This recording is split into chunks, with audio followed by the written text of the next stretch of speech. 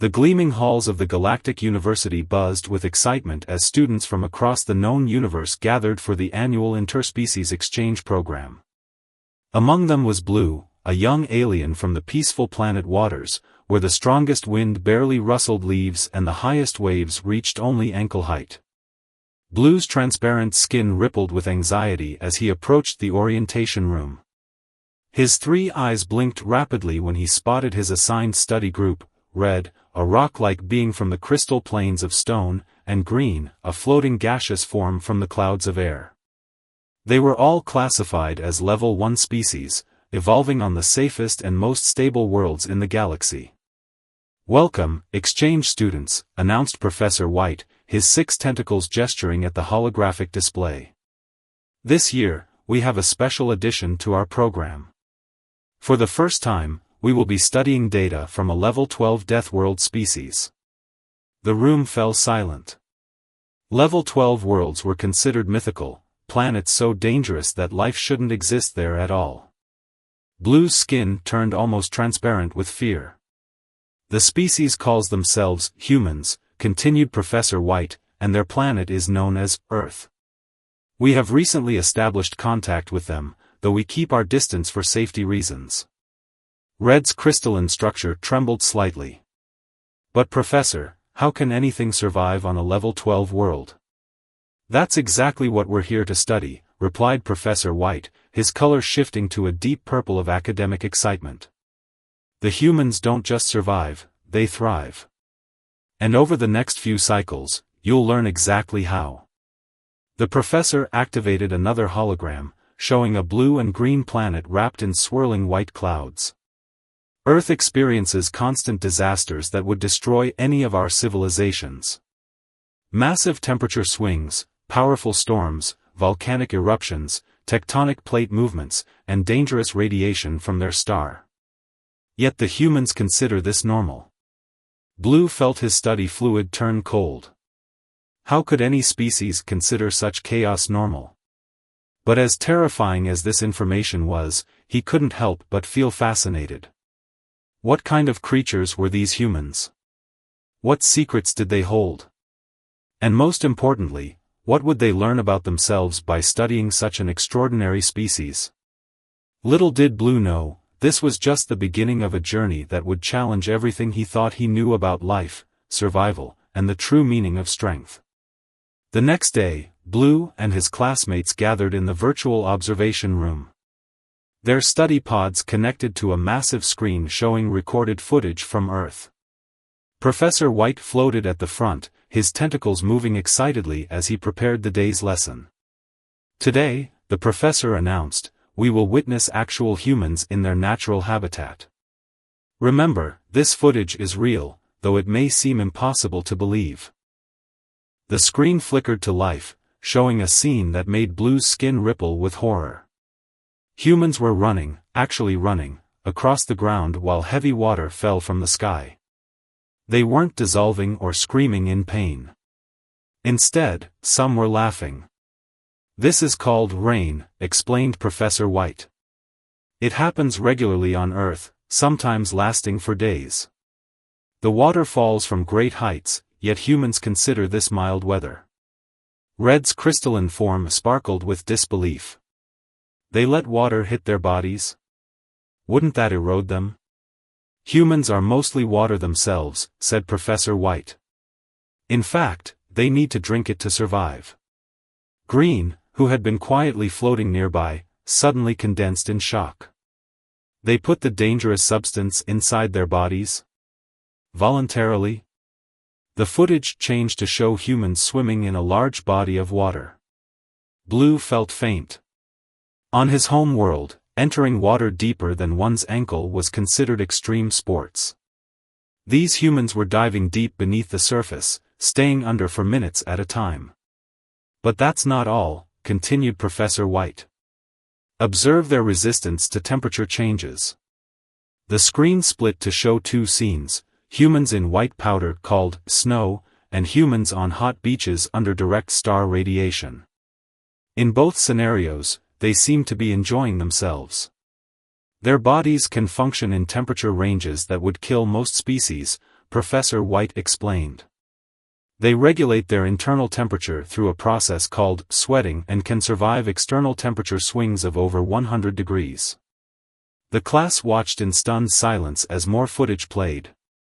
Humans lifting many times their body weight, running long distances without rest, healing from injuries that would be fatal to level 1 species, and eating foods that would be considered toxic on other worlds.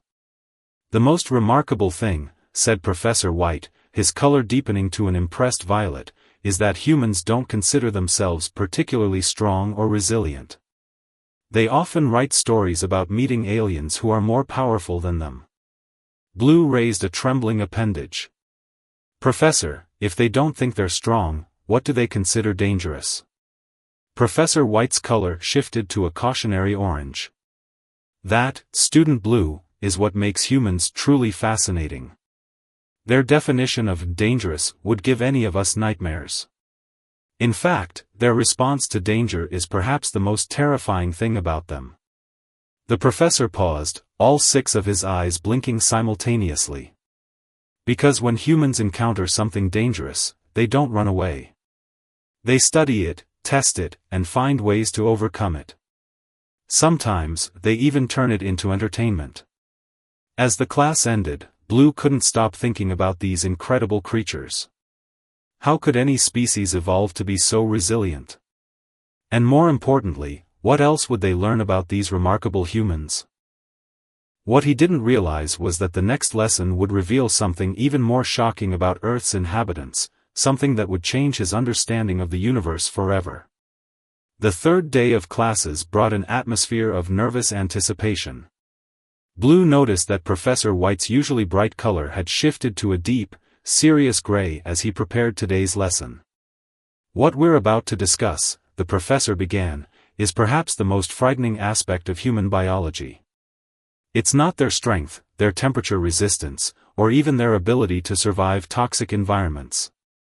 It's their hunting style. The holographic display activated, showing a human figure walking. Humans are what we call persistence hunters. On their death world, they developed a hunting method so terrifying that it's unique in the known galaxy. Red raised a crystalline projection. But Professor, they don't have claws or powerful jaws. How can they be effective hunters? That's exactly what makes them so remarkable, Professor White replied. Humans don't kill with speed or strength. They kill with time. The display showed a human following a large animal across an open plain. Hour after hour, the human walked steadily while the animal ran, rested, ran again, and rested again. Humans can walk or run for days, explained Professor White. They have exceptional cooling systems and can carry water inside their bodies. But most importantly, they can track their prey across any terrain. They never give up. They never lose the trail. They just keep coming. Blue's skin turned pale with understanding. They exhaust their prey? Exactly, said Professor White. The prey runs until it can't run anymore. Until it collapses from exhaustion. And then, after hours or even days of pursuit, the human finally catches up to make the kill. Green condensed into a tight, worried ball. That's horrible. But wait, Professor White continued, there's more. Humans don't just hunt this way. This persistence, this relentless determination, applies to everything they do. When humans want something, they pursue it with the same unstoppable patience.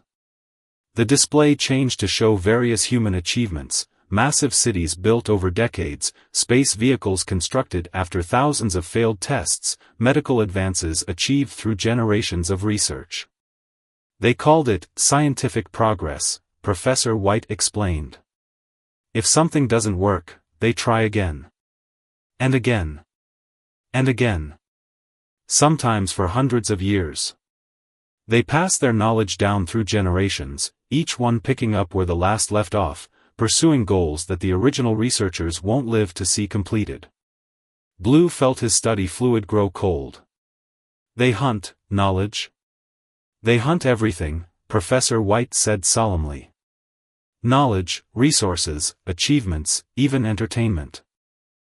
When humans decide they want something, they pursue it with the same determination they once used to chase prey across endless plains. The professor's color darkened further. And now, they're hunting the stars themselves. They've set their sights on space exploration. They're already planning colonies on the deadly worlds in their own system, worlds that would kill them in minutes without protection. But they don't care.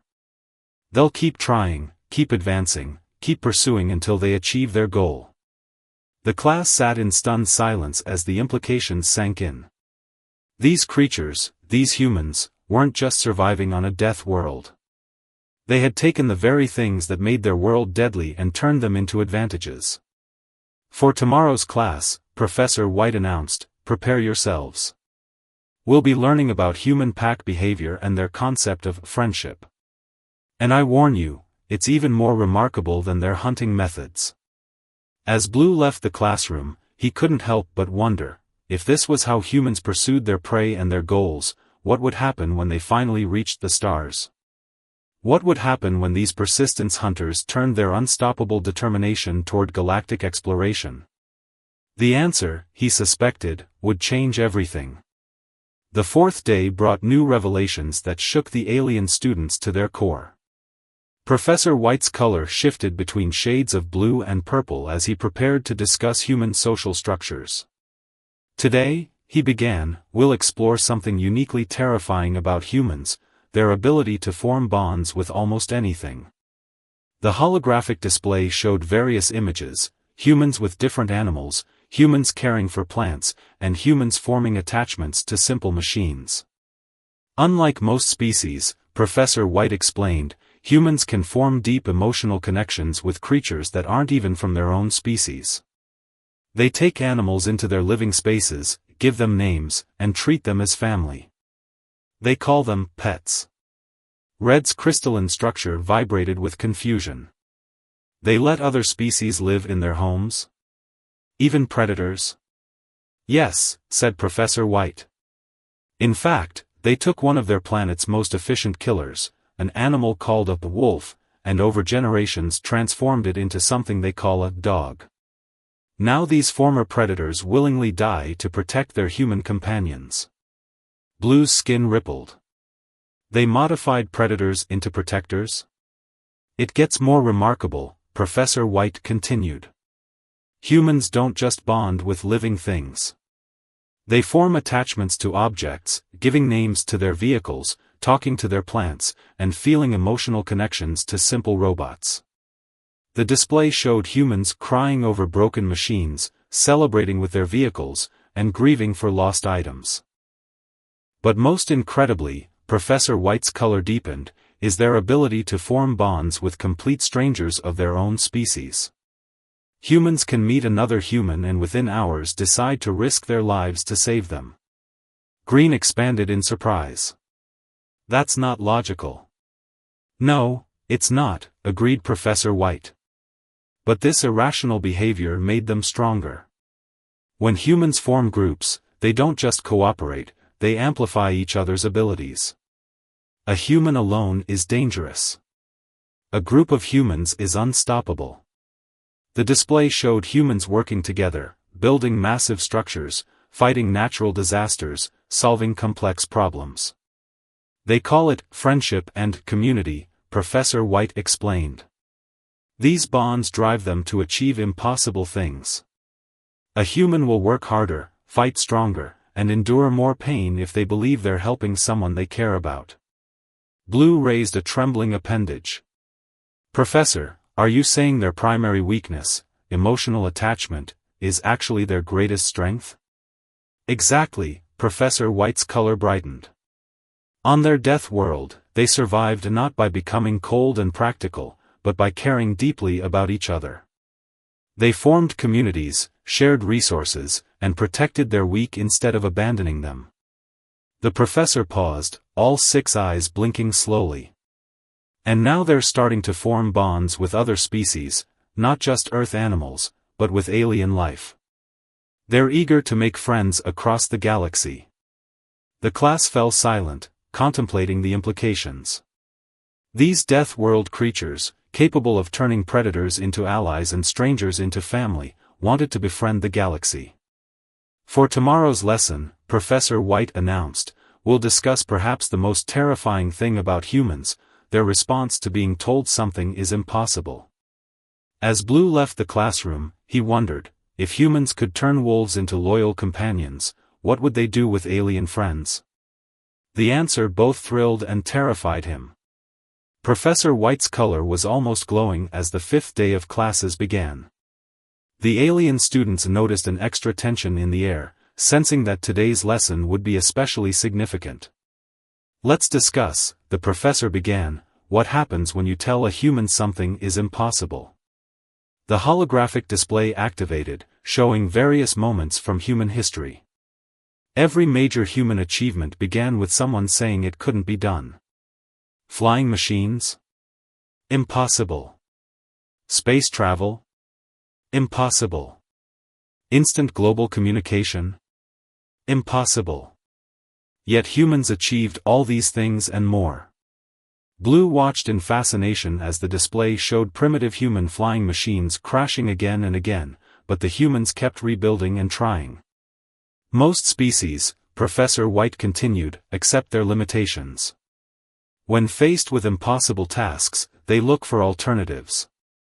Humans, however, take the word impossible as a personal challenge. The display showed humans breaking what they once thought were absolute physical limits in sports, engineering, and medicine. They have a saying, Professor White's color shifted to amused yellow, hold my beer. It's a phrase often spoken just before attempting something incredibly dangerous or foolish.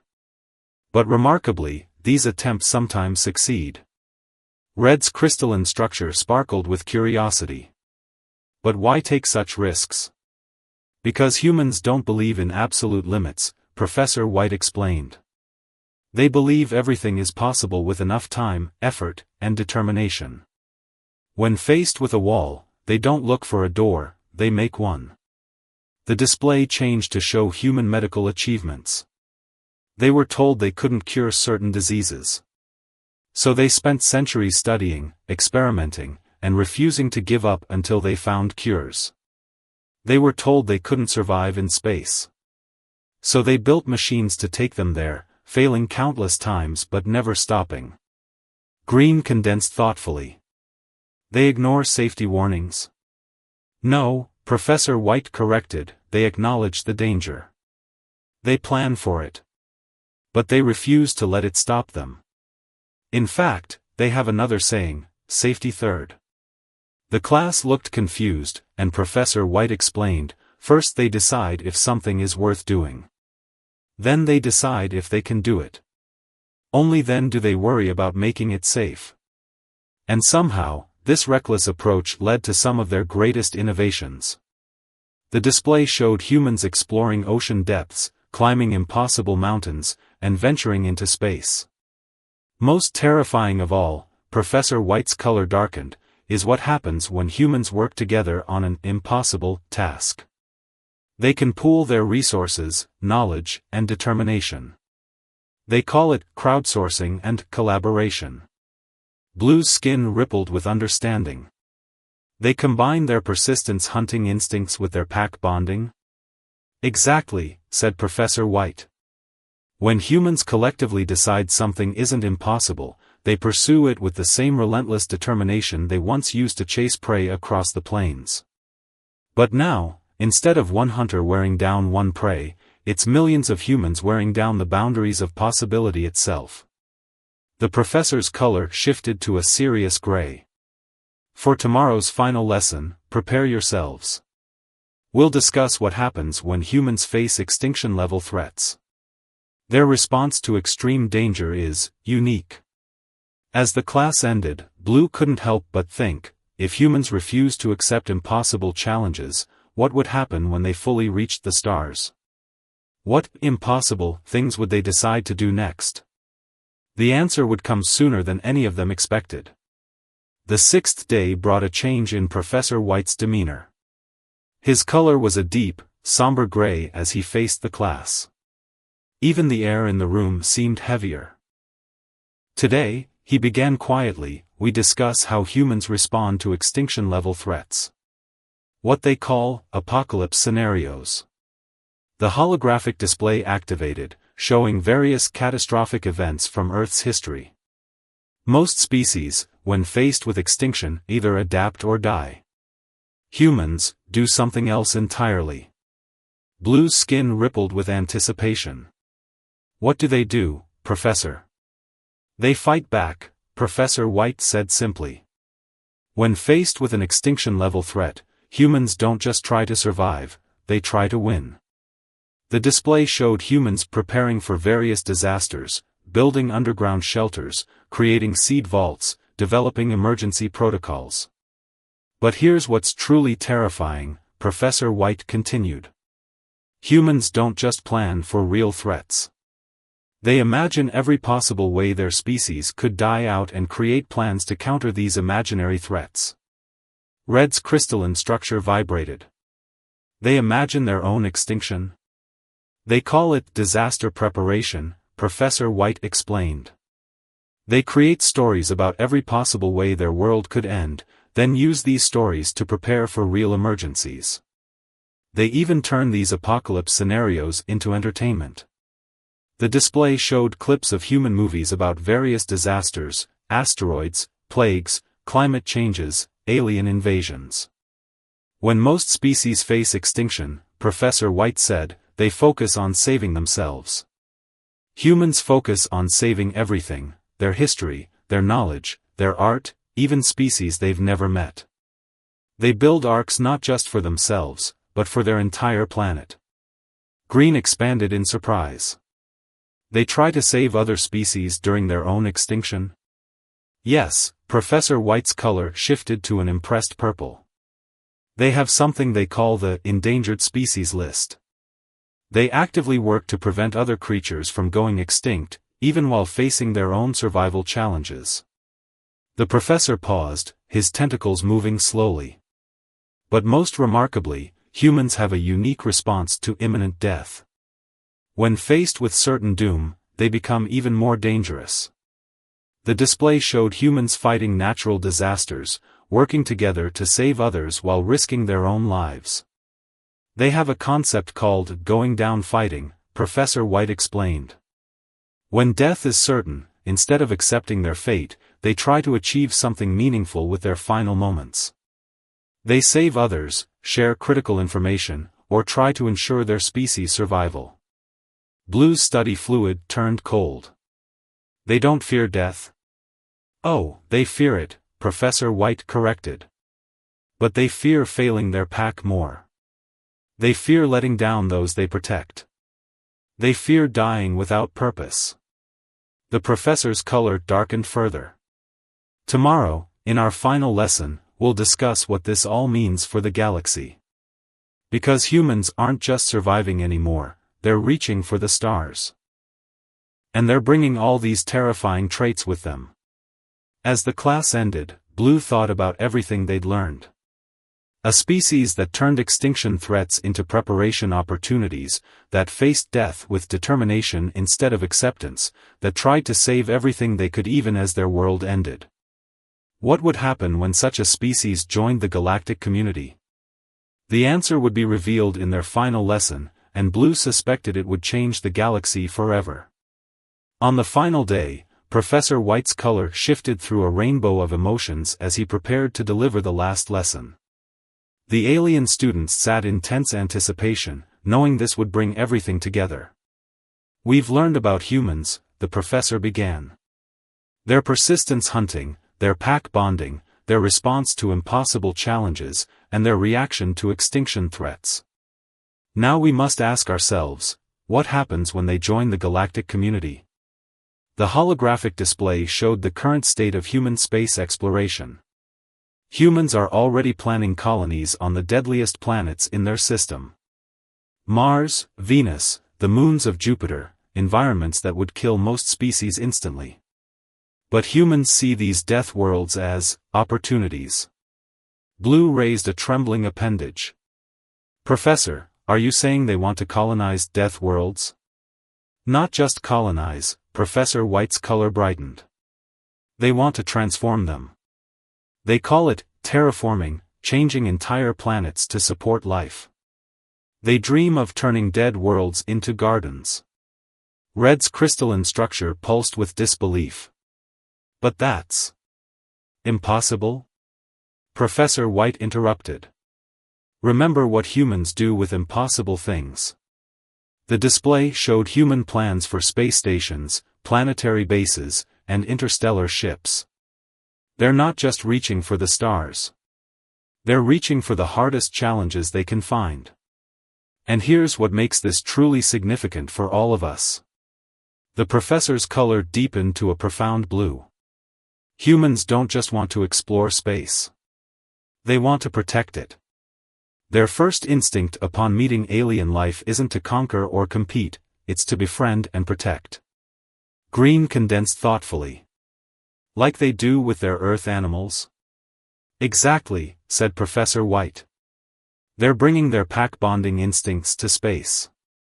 They're already talking about galactic conservation, protecting alien species, and sharing their survival knowledge. The display showed human scientific achievements. They've spent centuries learning to survive on their death world. Now they want to use that knowledge to help others. They're already designing technologies to help level 1 species survive harsher environments. Blue's skin rippled with sudden understanding. They want to protect the whole galaxy like it's their pack.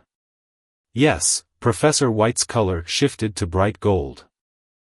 And that's why humans aren't just fascinating, they're transformative. A species that evolved on a death world, that turns impossible challenges into achievements, that protects instead of conquers, and that never, ever gives up, now reaching for the stars. The professor paused, looking at each student. The galaxy is about to change. Humans will find dying worlds and try to save them. They'll encounter hostile species and try to befriend them. They'll face impossible challenges and overcome them. And most importantly, they'll teach the rest of us how to do the same. The display showed one final image, Earth, a beautiful blue marble in space. Remember this moment, Professor White said softly. Because when humans fully join the galactic community, nothing will ever be the same. They'll bring their determination, their protection instincts, and their refusal to accept limitations. And perhaps that's exactly what the galaxy needs. As the final class ended, Blue looked at the image of Earth with new eyes. He no longer saw a death world. He saw a crucible that had forged something remarkable, a species that turned adversity into strength and fear into determination. The galaxy wasn't ready for humans. But maybe, Blue thought, that was the point. After all, humans specialized in doing the impossible. And they were coming to the stars.